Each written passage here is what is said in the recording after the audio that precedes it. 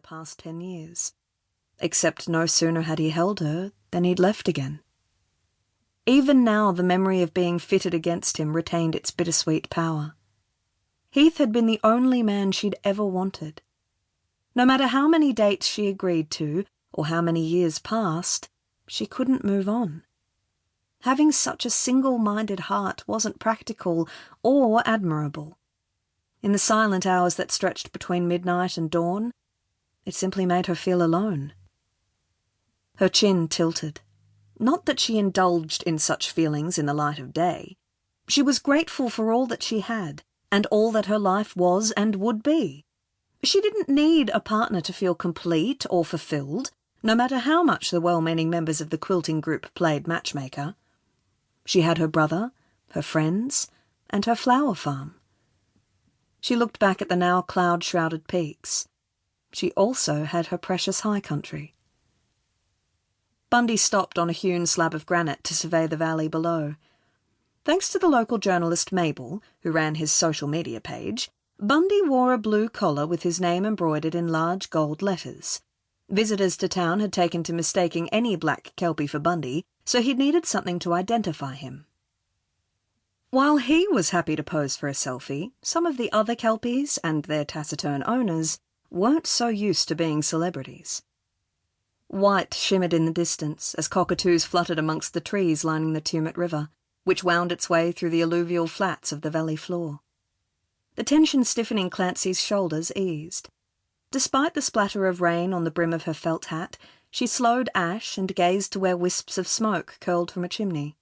The sight of where she'd grown up never failed to soothe her.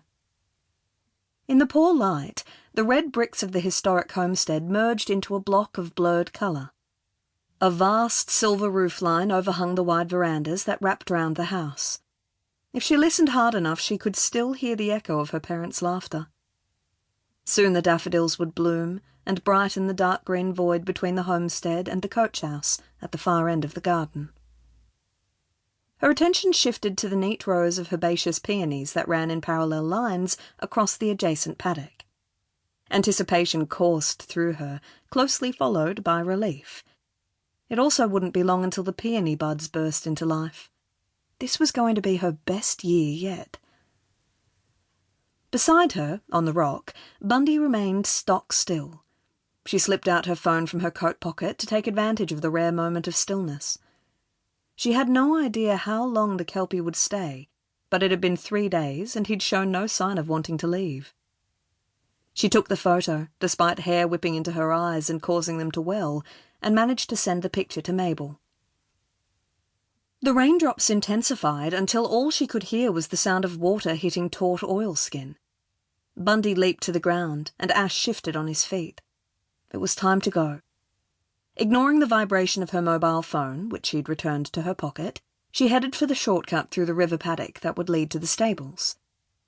A pair of shaggy Highland cattle lifted their heads from where they grazed. When they realised she hadn't come bearing treats, the cattle returned to eating. Her Scottish mother had made sure that wherever she could, a piece of home surrounded her. The photo Clancy had taken 2 days ago of Bundy touching noses with the russet-coloured bull Fergus had been an instant social media hit. It seemed people in the cities liked Highland cattle as much as footloose kelpies.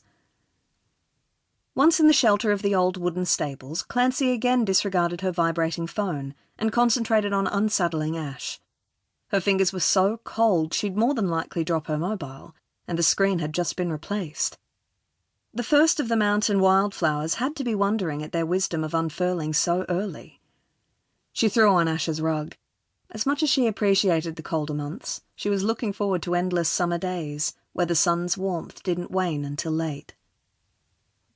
With Bundy loping by her side, she jogged through the rain to the back door. Water pooled on the floor of the mudroom as she hung up her dripping coat and shook the water from her hat. She briefly touched the oversized sheepskin jacket draped over the end peg. There would come a time when she'd remove the last of her parents' belongings, but seeing her father's coat hanging where it had all her life still ushered in a sense of security. An electronic beeping from within the homestead accompanied another vibration of her phone. Frowning, she kicked off her boots and raced along the wide hallway.